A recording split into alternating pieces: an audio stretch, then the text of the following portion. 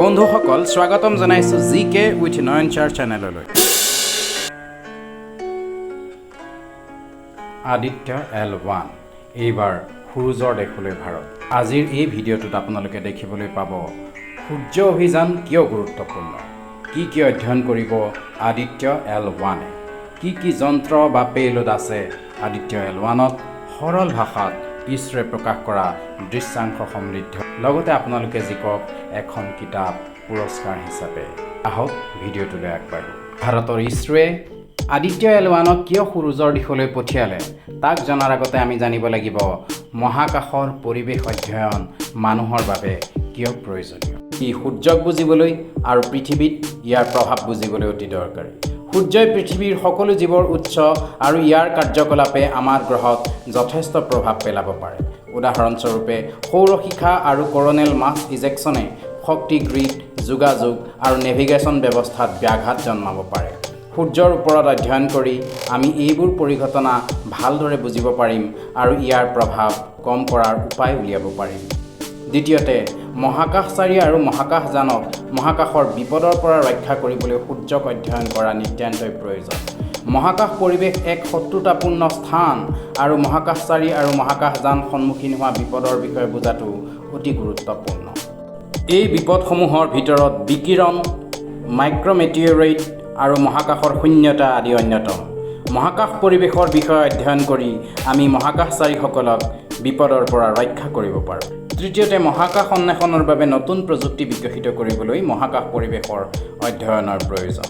উদাহৰণস্বৰূপে মহাকাশৰ পৰিৱেশ অধ্যয়নৰ ফলত মহাকাশৰ কঠোৰ পৰিস্থিতি সহ্য কৰিব পৰা নতুন সামগ্ৰীৰ বিকাশ ঘটিছে। পৃথিৱীক জানিবলৈ যিদৰে আমি ইয়াৰ পৰিৱেশৰ বিষয়ে জানিব লাগে, ঠিক সেইদৰে বিশ্ব ব্ৰহ্মাণ্ডৰ বিষয়ে অধিক জানিবলৈ আমি ইয়াৰ পৰিৱেশৰ বিষয়ে জানিবই লাগিব। মহাকাশৰ পৰিৱেশৰ অধ্যয়নে আমাক বিশ্ব ব্ৰহ্মাণ্ডৰ বিষয়ে অধিক জানিবলৈ সহায় কৰিব পাৰে। উদাহৰণস্বৰূপে মহাকাশ পৰিৱেশৰ অধ্যয়নে তৰাৰ গঠন আৰু বিৱৰ্তন কেনেকৈ হয় সেই কথা বুজিবলৈ আমাক সহায় কৰিব পাৰে। সামগ্ৰিকভাৱে মহাকাশচাৰী আৰু মহাকাশযানৰ সুৰক্ষাৰ বাবে আৰু মহাকাশ অন্বেষণৰ বাবে নতুন প্ৰযুক্তিৰ বিকাশৰ বাবেও ই গুৰুত্বপূৰ্ণ। মহাকাশ পৰিৱেশৰ অধ্যয়নে মানুহক কেনেদৰে উপকৃত কৰিছে তাৰ কিছুমান নিৰ্দিষ্ট উদাহৰণ আগবঢ়োৱা হ'ল। সৌৰ পূৰ্বাভাস মডেলৰ বিকাশ, যিয়ে সৌৰশিখা আৰু ক'ৰ'নেল ভৰ নিৰ্গমনৰ ভৱিষ্যতবাণী কৰিব পাৰে। এই মডেলসমূহৰ সহায়ত পাৱাৰ গ্ৰিড আৰু অন্যান্য জটিল আন্তঃগাঁথনি এই পৰিঘটনাৰ ফলত হোৱা ক্ষতিৰ পৰা ৰক্ষা কৰা হৈছে। এইখিনিতে উল্লেখযোগ্য যে আজিৰ পৰা কিছু দশকৰ আগতে সূৰ্যৰ পৰা অহা আধানযুক্ত কণিকাৰ ধুমুহাই পৃথিৱীত পাৱাৰ গ্ৰিডসমূহ ধ্বংস কৰি পেলাইছিল। মহাকাশযান আৰু মহাকাশচাৰীৰ বাবে ৰেডিয়েশ্যন শ্বিল্ডিঙৰ বিকাশ, এই ৰক্ষা কৱচে মহাকাশচাৰীসকলক মহাকাশত বিকিৰণৰ ক্ষতিকাৰক প্ৰভাৱৰ পৰা ৰক্ষা কৰাত সহায় কৰিছে। মহাকাশৰ কঠোৰ পৰিস্থিতি সহ্য কৰিব পৰা নতুন সামগ্ৰীৰ বিকাশ, এই সামগ্ৰীসমূহৰ সহায়ত মংগল গ্ৰহ আৰু ইয়াৰ বাহিৰৰ যাত্ৰাত জীয়াই থাকিব পৰা মহাকাশযান নিৰ্মাণ কৰা হৈছে। মহাকাশ পৰিৱেশৰ অধ্যয়ন এক বিশাল আৰু জটিল ক্ষেত্ৰ যদিও বিশ্ব ব্ৰহ্মাণ্ড আৰু ইয়াত আমাৰ স্থানৰ বিষয়ে আমাৰ বুজাবুজিৰ বাবে ই এক অপৰিহাৰ্য ক্ষেত্ৰ। আমি মহাকাশ অন্বেষণ কৰি যোৱাৰ লগে লগে মহাকাশৰ পৰিৱেশৰ অধ্যয়ন আৰু অধিক গুৰুত্বপূৰ্ণ হৈ পৰিব। আপোনালোকে চাই আছে GKwithNAYANSIR। আহক আলোচনা কৰোঁ আদিত্য L1 কি। সংজ্ঞাৰ দৃষ্টিৰে ক'বলৈ হ'লে আদিত্য L1 হৈছে মহাকাশ ভিত্তিক মানৱ নিৰীক্ষণ কেন্দ্ৰ শ্ৰেণীৰ এক সৌৰ অনুসন্ধানকাৰী। পৃথিৱীৰ পৰা প্ৰায় 15 লাখ কিলোমিটাৰ দূৰত্বৰ এটা বিন্দুত থাকি ই এক হেলো কক্ষপথেৰে ই সূৰ্যক প্ৰদক্ষিণ কৰিব। এই 15 লাখ কিলোমিটাৰ চন্দ্ৰতকৈ প্ৰায় 4 গুণ দূৰত, কিন্তু আমি সকলোৱে জানো পৃথিৱীৰ পৰা সূৰ্যৰ দূৰত্ব প্ৰায় 15 কোটি কিলোমিটাৰ। অৰ্থাৎ আদিত্য L1এ পৃথিৱী সূৰ্য দূৰত্বৰ মাত্ৰ 1% দূৰত্বহে অতিক্ৰম কৰিব আৰু ই তাৰ পৰাই সূৰ্যক প্ৰদক্ষিণ কৰিব L1 বিন্দুত। আদিত্য L1 হ'ব সূৰ্যৰ বিষয়ে অধ্যয়ন কৰা প্ৰথমটো মহাকাশ ভিত্তিক ভাৰতীয় অভিযান।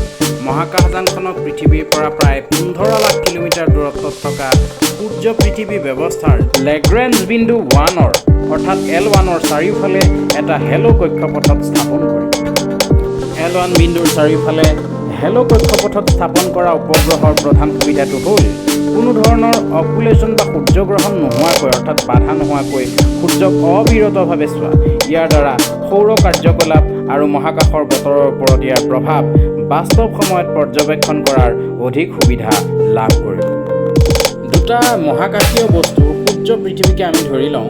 মহাকৰ্ষণ ব্যৱস্থাৰ বাবে লেগ্ৰেঞ্জ পইণ্ট হৈছে মহাকাশত থকা সেই অৱস্থান য'ত সৰু বস্তু এটা ৰাখিবলৈ প্ৰৱণতা থাকে। যদি তাত ৰখা হয় সূৰ্য আৰু পৃথিৱীৰ দৰে দুটা বস্তুৰ ব্যৱস্থাৰ বাবে মহাকাশৰ এই বিন্দুবোৰ মহাকাশযানখনে ব্যৱহাৰ কৰি থকা ইন্ধনৰ ব্যৱহাৰ হ্ৰাস কৰি এই স্থানত থাকিব পাৰে। কাৰিকৰীভাৱে লেগ্ৰেঞ্জ বিন্দুত বৃহৎ বস্তু দুটাৰ মহাকৰ্ষণীয় টান সৰু বস্তু এটাই ইহঁতৰ লগত গতি কৰিবলৈ প্ৰয়োজনীয় কেন্দ্ৰিক বলৰ সমান। দুটা বস্তুৰ মহাকৰ্ষণ ব্যৱস্থাৰ বাবে মুঠতে 5টা লেগ্ৰেঞ্জ বিন্দু থাকে, যিবোৰক L1, L2, L3, L4 আৰু L5 হিচাপে চিহ্নিত কৰা হয়। লেগ্ৰেঞ্জ বিন্দু L1 সূৰ্য পৃথিৱী ৰেখাৰ মাজত অৱস্থিত। পৃথিৱীৰ পৰা L1ৰ দূৰত্ব পৃথিৱী সূৰ্যৰ দূৰত্বৰ 1%, যিটো ইতিমধ্যে আমি আলোচনা কৰিছোঁ। শিশুসকলৰ বাবে কৈছোঁ, লেগ্ৰেঞ্জ বিন্দু এনেকুৱা এটা বিন্দু য'ত পৃথিৱীয়ে সূৰ্যক টানি আছে, সূৰ্যই পৃথিৱীক টানি আছে। কিন্তু লেগ্ৰেঞ্জ বিন্দুত এই দুইটা বস্তুৰে যি আকৰ্ষণ বল, সেই আকৰ্ষণ বল প্ৰায় নোহোৱা হয়। অৰ্থাৎ তাত যদি আমি এটা উপগ্ৰহ ৰাখোঁ, তাক সূৰ্যও নাটানিব, পৃথিৱীও নাটানিব, বা তাক তাতে ৰাখিবলৈ খুব কম শক্তি প্ৰয়োগ কৰিব লাগিব। লেগ্ৰেঞ্জ বিন্দু তাৰ বাদে যদি আন বিন্দুত আমি কোনোবা এটা উপগ্ৰহ ৰাখোঁ, তেতিয়াহ'লে সেই উপগ্ৰহটোক তাত ৰাখিবলৈ যথেষ্ট শক্তি ব্যয় কৰিব লাগিব, কাৰণ ইয়াক হয় পৃথিৱীয়ে টানিব নহ'লে সূৰ্যই টানিব। কিন্তু লেগ্ৰেঞ্জ বিন্দুসমূহত এই 5টা লেগ্ৰেঞ্জ বিন্দুত পৃথিৱীয়েও নাটানে, সূৰ্যও নাটানে, বা টানিলেও খুব কমকৈ টানিব। ইয়াৰ ফলত আমাৰ ইন্ধনৰ ব্যয় কম হ'ব। এই গোটেই কথাটো এগৰাকী নাছাৰ বৈজ্ঞানিকে বুজালে বাৰু কেনেকুৱা লাগিব?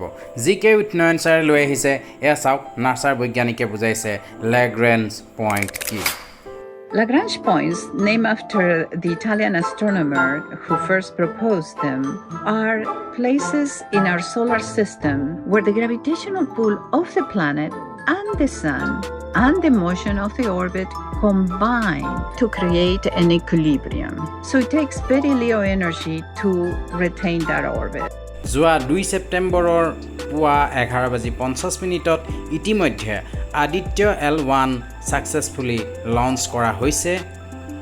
কিদৰে পঠিওৱা হৈছে আদিত্য L1ক?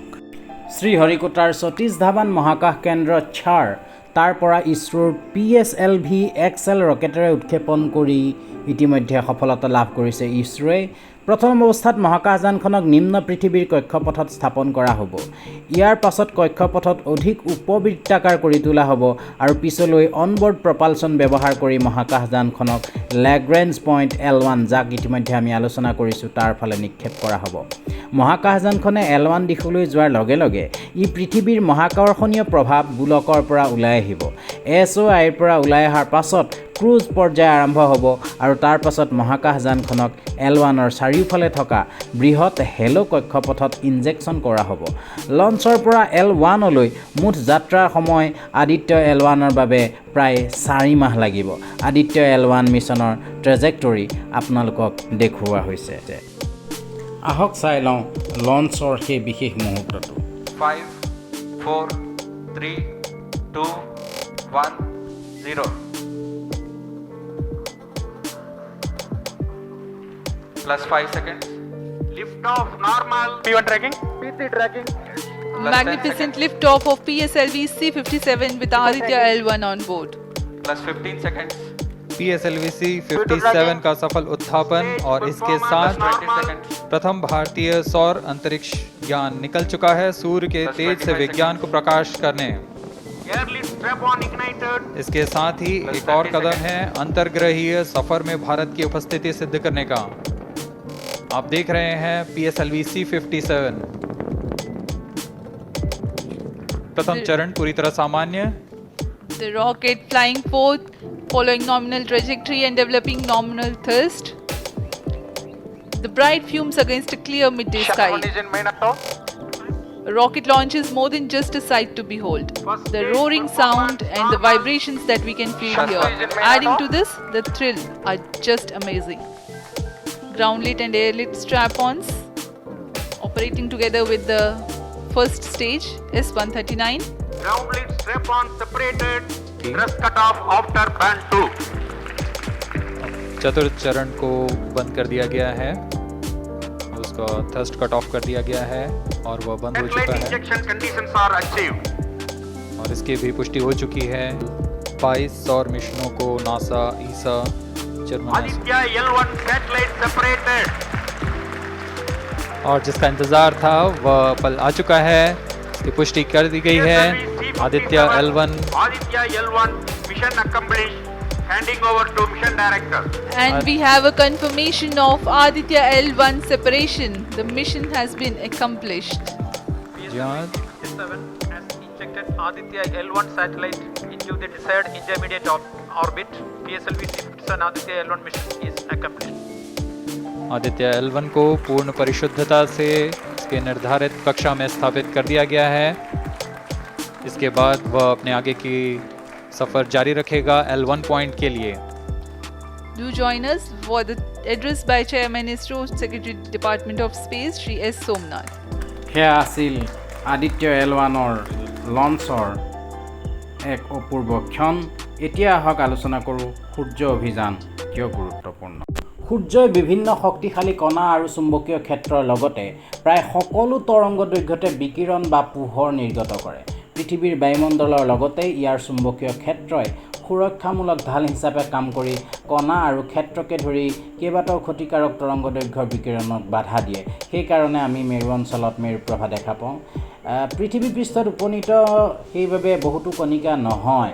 সেই পৃথিৱীৰ পৰা অহা যন্ত্ৰবোৰে অৰ্থাৎ পৃথিৱীত থকা যন্ত্ৰবোৰে এনে বিকিৰণ ধৰা পেলাব নোৱাৰিব আৰু এই বিকিৰণৰ ওপৰত ভিত্তি কৰি সৌৰ অধ্যয়ন কৰিব পৰা নাযায়। কিন্তু পৃথিৱীৰ বায়ুমণ্ডলৰ বাহিৰৰ পৰা অৰ্থাৎ মহাকাশৰ পৰা পৰ্যবেক্ষণ কৰি এনে অধ্যয়ন কৰিব পাৰি। সূৰ্য অভিযানে আমাক সূৰ্যৰ আটাইতকৈ বাহিৰৰ স্তৰ সৌৰ ক'ৰ'নাৰ পদাৰ্থ বিজ্ঞান ভালকৈ বুজিবলৈ সহায় কৰিব। ক'ৰ'না অত্যন্ত গৰম, কিন্তু ইয়াৰ উত্তাপন ব্যৱস্থা ভালকৈ বুজা হোৱা নাই। আদিত্য L1-এ ক'ৰ'না গ্ৰাফ, স্পেক্ট্ৰমিটাৰ, ৰেডিঅ'মিটাৰকে ধৰি বিভিন্ন যন্ত্ৰ ব্যৱহাৰ কৰি ক'ৰ'না অধ্যয়ন কৰিব। ই আমাক সৌৰ শিখা আৰু ক'ৰ'নেল মাছ ইজেকশ্যন CMEৰ কাৰণ বুজিবলৈ সহায় কৰিব। এইবোৰ হৈছে সূৰ্যৰ পৰা প্লাজমা আৰু চুম্বকীয় ক্ষেত্ৰৰ শক্তিশালী বিস্ফোৰণ, যিয়ে পৃথিৱীৰ বায়ুমণ্ডল আৰু জলবায়ুৰ ওপৰত যথেষ্ট প্ৰভাৱ পেলাব পাৰে। আদিত্য L1-এ এই পৰিঘটনাবোৰ সূচনা কৰা প্ৰক্ৰিয়াসমূহৰ বিষয়ে অধ্যয়ন কৰিব। ই আমাক মহাকাশৰ বতৰৰ বিষয়ে আমাৰ ধাৰণা বৃদ্ধি কৰাত সহায় কৰিব। মহাকাশৰ বতৰ হৈছে পৃথিৱীৰ চাৰিওফালে থকা মহাকাশ পৰিৱেশৰ অৱস্থা আৰু ই সৌৰ কাৰ্যকলাপৰ দ্বাৰা প্ৰভাৱিত হয়। আদিত্য L1-এ আমাক মহাকাশৰ বতৰৰ পৰিঘটনাৰ ভৱিষ্যতবাণী কৰাত সহায় কৰিব, যিয়ে উপগ্ৰহ যোগাযোগ, শক্তি গ্ৰিড আৰু অন্যান্য জটিল আন্তঃগাঁথনিত ব্যাঘাত জন্মাব পাৰে। ই ভাৰতৰ মহাকাশ সামৰ্থ্য আৰু সূৰ্যৰ অধ্যয়নৰ আন্তঃৰাষ্ট্ৰীয় প্ৰচেষ্টাত অৰিহণা যোগোৱাৰ ক্ষমতা বৃদ্ধি কৰিব। আদিত্য L1 এক জটিল অভিযান যাৰ বাবে অত্যাধুনিক প্ৰযুক্তিৰ ব্যৱহাৰৰ প্ৰয়োজন হ'ব। ইয়াৰ সফল উৎক্ষেপণ আৰু পৰিচালনা ইছৰোৰ বাবে এক ডাঙৰ কৃতিত্ব হ'ব আৰু ই ভাৰতক সৌৰ গৱেষণাৰ ক্ষেত্ৰত আগশাৰীৰ স্থানত স্থান দিয়াত সহায় কৰিব। আহক আলোচনা কৰোঁ আদিত্য L1-এ এইবাৰ কি অধ্যয়ন কৰিব। আদিত্য L1 এইবাৰ সূৰ্যৰ দেশলৈ ভাৰত। আপোনালোকে চাই আছে GKwithNAYANSIR। আদিত্য L1-এ অধ্যয়ন কৰিব ক'ৰ'নেল হিটিং আৰু সৌৰ বতাহৰ ত্বৰণ, সৌৰ বায়ুমণ্ডলৰ সংযোজন আৰু গতিবিদ্যা, সৌৰ বতাহৰ বিতৰণ আৰু উষ্ণতাৰ বিষমতা, ক'ৰ'নেল মাছ ইজেকশ্যন যাক চমুকৈ CME বুলি কোৱা হয়, ফ্লেয়াৰ আৰু পৃথিৱীৰ ওচৰৰ মহাকাশৰ বতৰৰ জাননী বা আৰম্ভণি। সূৰ্যৰ ওপৰৰ বায়ুমণ্ডল তাৰ গতিবিদ্যা অধ্যয়ন কৰিব। ক্ৰমস্ফিয়াৰিক আৰু ক'ৰ'নেল উত্তাপ, আংশিকভাৱে আয়নিত প্লাজমাৰ পদাৰ্থ বিজ্ঞান, ক'ৰ'নেল ভৰ নিৰ্গমনৰ আৰম্ভণি আৰু ফ্লেয়াৰৰ অধ্যয়ন কৰিব। সূৰ্যৰ পৰা অহা কণিকাৰ গতিবিদ্যাৰ অধ্যয়নৰ বাবে তথ্য প্ৰদান কৰা স্থানীয় কণা আৰু প্লাজমা পৰিৱেশৰ পৰ্যবেক্ষণ কৰিব। সৌৰ ক'ৰ'নাৰ পদাৰ্থ বিজ্ঞান আৰু ইয়াৰ উত্তাপন ব্যৱস্থা অধ্যয়ন কৰিব। ক'ৰ'নেল আৰু ক'ৰ'নেল লুপ প্লাজমাৰ ই পৰীক্ষা কৰিব। তাপমাত্ৰা, বেগ আৰু ঘনত্ব নিৰ্ণয় কৰিব। CMEৰ উন্নয়ন গতিশীলতা আৰু উৎপত্তি একাধিক স্তৰত ক্ৰেমস্ফিয়াৰ ভিত্তি বৰ্ধিত কৰনা সংঘটিত হোৱা প্ৰক্ৰিয়াৰ ক্ৰম চিনাক্ত কৰা অৰ্থাৎ কোনটো আগত কোনটো পাছত ঘটনা ঘটিছে যিয়ে শেষত সৌৰ বিস্ফোৰণৰ পৰিঘটনাৰ সৃষ্টি কৰে সৌৰকৰণাত চুম্বকীয় ক্ষেত্ৰৰ টপোলজি উপৰিপৃষ্ঠ অধ্যয়নৰ টপোলজি বুলি কয় সৌৰকৰণাত চুম্বকীয় ক্ষেত্ৰৰ টপোলজি আৰু চুম্বকীয় ক্ষেত্ৰৰ যোগ মহাকাশৰ বতৰৰ বাবে চালক সৌৰ বতাহৰ উৎপত্তি গঠন আৰু গতিশীলতা ই অধ্যয়ন কৰিব আহক জানি লওঁ আদিত্য L1 মিছনটো কিহৰ কাৰণে সক্ৰিয় ইউনিক সূৰ্যৰ বিষয়ে বিতংভাৱে অধ্যয়ন কৰা ই প্ৰথম ভাৰতীয় অভিযান L1 স্থানত স্থাপন কৰা আৰু L1 বিন্দুৰ চাৰিওফালে হেলো কক্ষপথ ব্যৱহাৰ কৰা ই প্ৰথম ভাৰতীয় অভিযান সূৰ্যৰ অধ্যয়নৰ বাবে নিবেদিত 7টা পেলোড কঢ়িয়াই অনা প্ৰথমটো ভাৰতীয় অভিযান ভাৰত চৰকাৰৰ সম্পূৰ্ণ পুঁজিৰে ই প্ৰথম ভাৰতীয় অভিযান আন কেইটামান ইউনিকনেছ বা স্বকীয়তা আদিত্য L1ৰ স্ক্ৰীনত দিয়া হৈছে আগ্ৰহীসকলে স্ক্ৰীনশ্বট ৰাখিব পাৰে আপোনালোকে চাই আছে GKwithNAYANSIR সৰু ছাত্ৰ ছাত্ৰীসকলৰ বাবে ছবিৰ সহায়ে এটা কথা নুকিয়াব বিচাৰিছোঁ যে উপগ্ৰহ কোনো গ্ৰহ বা নক্ষত্ৰৰ চাৰিওফালে দুই ধৰণে কৃত্ৰিম উপগ্ৰহ স্থাপন কৰিব পাৰি এটা হৈছে ভূস্থিৰ কক্ষপথ মানে ই পৃথিৱীৰ কোনো এখন ঠাইত নিৰ্দিষ্ট স্থিৰভাৱে সি চাই থাকিব পাৰে পৃথিৱী যেনেকৈ ঘূৰিছে তেনেকৈ ঘূৰি এক নিৰ্দিষ্ট দূৰত্বত এটুকুৰা স্থানকে সি চাই থাকিব পাৰে ছবিত ভূস্থিৰ কক্ষপথক দেখুওৱা হৈছে আনটো ছবিত দেখুওৱা হৈছে যে মেৰু কক্ষপথ এই মেৰু কক্ষপথত যদি এটা স্যাটেলাইট ঘূৰি থাকে সি হয় দিন অংশ চাব পাৰিব নহয় ৰাতিৰ অংশ চাব পাৰিব বা সি পৃথিৱীৰ বাহিৰৰ কোনো নিৰ্দিষ্ট যিদৰে আমাৰ এতিয়া আদিত্য L1 ই এক মেৰু কক্ষপথ স্থাপন কৰা হৈছে বুলি আমি ক'ব লাগিব গতিকে দুই ধৰণৰ কক্ষপথ আছে আৰু আদিত্য L1 আছে মেৰু কক্ষপথত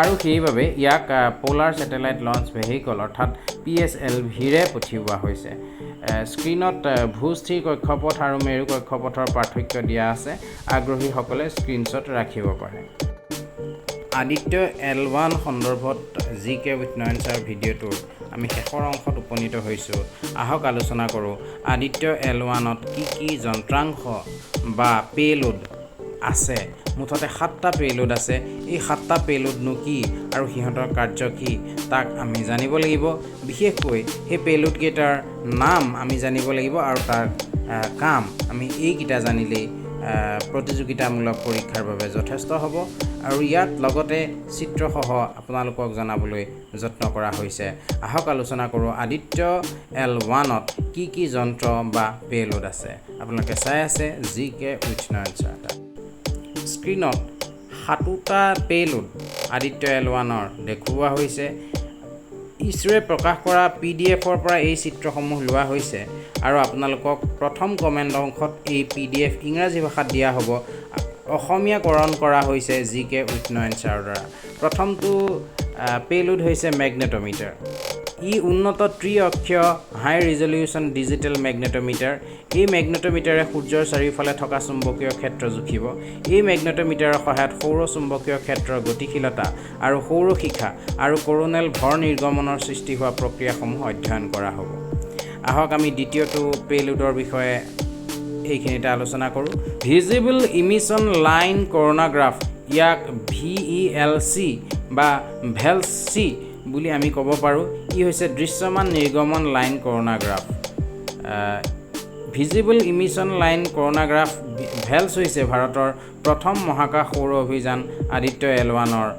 প্ৰাইম পেলোড ই আটাইতকৈ বেছি দৰকাৰী পেলোড বা যন্ত্ৰাংশ দৃশ্যমান নিৰ্গমন লাইন ক'ৰ'নাগ্ৰাফ ভেলচি এই পেলোডে সূৰ্যৰ ডিস্কৰ পৰা পোহৰ বন্ধ কৰি সৌৰ ক'ৰ'না অধ্যয়ন কৰিব আমাৰ তৃতীয়টো পেলোড হৈছে হেলিঅছ ইয়াক মন কৰিব ইয়াক HEL10S বুলি পঢ়া নহয় হেলিঅছ বুলি পঢ়া হয় ই হৈছে উচ্চ শক্তি L1 কক্ষপথত চলা এক্স-ৰে স্পেক্ট্ৰমিটাৰ হাই এনাৰ্জি L1 অৰ্বিটিং এক্স-ৰে স্পেক্ট্ৰমিটাৰ তাকে হেলিঅছ বুলি কোৱা হৈছে এই পেলোডে কঠিন এক্স-ৰেত সূৰ্যৰ বায়ুমণ্ডল অধ্যয়ন কৰিব চতুৰ্থটো পেলোড হৈছে সুইট সূৰ্যৰ অতিবেঙুনীয়া ইমেজিং টেলিস্কোপ অতিবেঙুনীয়া হৈছে আমি দেখা নাপাওঁ সূৰ্যৰ যেনেদৰে অৱলোহিত দেখা নাপাওঁ ৰঙাৰ আগৰ ঠিক তেনেকৈ বেঙুনীয়াৰ পাছৰ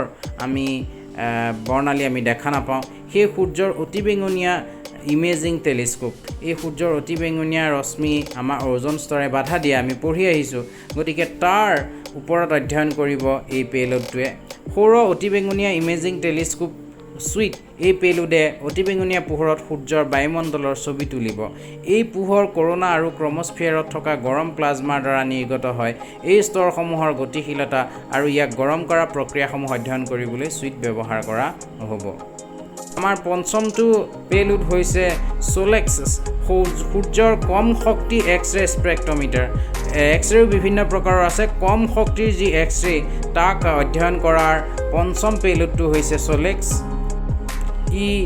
এই পেলোডে কোমল এক্স-ৰেবোৰত সূৰ্যৰ বায়ুমণ্ডল অধ্যয়ন কৰিব এই পোহৰ ক'ৰ'নাত থকা গৰম প্লাজমাৰ দ্বাৰা নিৰ্গত হয় সূৰ্য ক'ৰ'নাৰ গঠন আৰু উষ্ণতাৰ বিষয়ে অধ্যয়ন কৰিবলৈ সোলেক্স ব্যৱহাৰ কৰা হ'ব ষষ্ঠটো পেলোড হৈছে এস্পেক্স আদিত্য সৌৰ বতাহৰ কণা পৰীক্ষা সৌৰ বতাহ অৰ্থাৎ সূৰ্যৰ পৰা যি সৌৰ ধুমুহা নিৰ্গত হয় য'ত চাৰ্জ পাৰ্টিকল অৰ্থাৎ আহিত কণাবিলাক থাকে তাৰ বিষয়ত ই অধ্যয়ন কৰিব আদিত্য সৌৰ বতাহৰ কণা পৰীক্ষা এস্পেক্সে এই পেলোডে সৌৰ বতাহৰ বিষয়ে অধ্যয়ন কৰিব যিটো হৈছে সূৰ্যৰ পৰা উচি অহা আধানযুক্ত কণিকাৰ এটা প্ৰবাহ এপেক্সে সৌৰ বতাহৰ গঠন বেগ আৰু উষ্ণতা জুখিব আপোনালোকে ভিডিঅ' অংশত সৌৰ বতাহ কেনেকৈ আহে তাকো দেখিবলৈ পাইছে আৰু সপ্তম পেলোডটো হৈছে পাপা অৰ্থাৎ আদিত্যৰ বাবে প্লাজমা বিশ্লেষক পেকেজ এই পাপাৰ ফুল ফৰ্মটো আপোনালোকে ভালকৈ চাই থ'ব আৰু নোট কৰি থ'বচোন ই পৰীক্ষাৰ বাবে গুৰুত্বপূৰ্ণ হ'ব পাৰে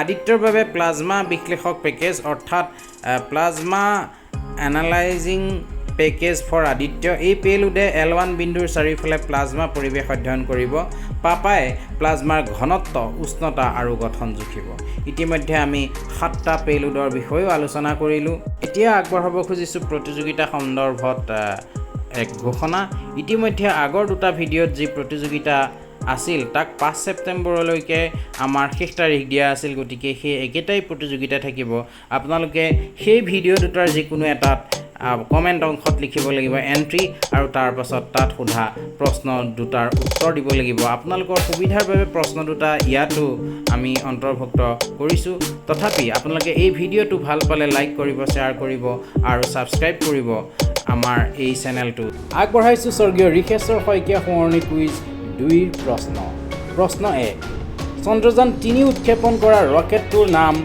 LVM3M4 ইয়াত M4ৰ অৰ্থ কি দ্বিতীয় প্ৰশ্নটো হৈছে মংগলযান চন্দ্ৰযান 2 চন্দ্ৰযান 3ৰ লগত জড়িত মহিলা বিজ্ঞানীগৰাকীক ভাৰতৰ ৰকেট মানৱী বুলিও কোৱা হয় তেখেতৰ নাম কি প্ৰতিযোগিতাত যোগদান কৰিবলৈ প্ৰকেটা চেনেলতে থকা চন্দ্ৰ অভিযান ভিডিঅ'ৰ কমেণ্ট বুলি লিখক ইউটিউবত দুইটা প্ৰশ্নৰ শুদ্ধ উত্তৰ পৰিষ্কাৰকৈ কাগজত লিখি ফটো হিচাপে বা হোৱাটছএপত মেছেজ যোগে লিখি 7002544700 নম্বৰলৈ হোৱাটছএপ যোগে প্ৰেৰণ কৰক যোগদানৰ শেষ তাৰিখ 5 ছেপ্টেম্বৰ 2023 নিশা 8 বজাত GKwithNAYANSIR তৰফৰ পৰা ধন্যবাদ জনাইছোঁ চেনেলটো যদি আপোনালোকে ভাল পাইছে তেতিয়াহ'লে ছাবস্ক্ৰাইব কৰিব ভিডিঅ'টোত লাইক কৰিব আৰু শ্বেয়াৰ কৰিব ছাত্ৰ ছাত্ৰীসকলৰ লগত ধন্যবাদ জয় হিন্দ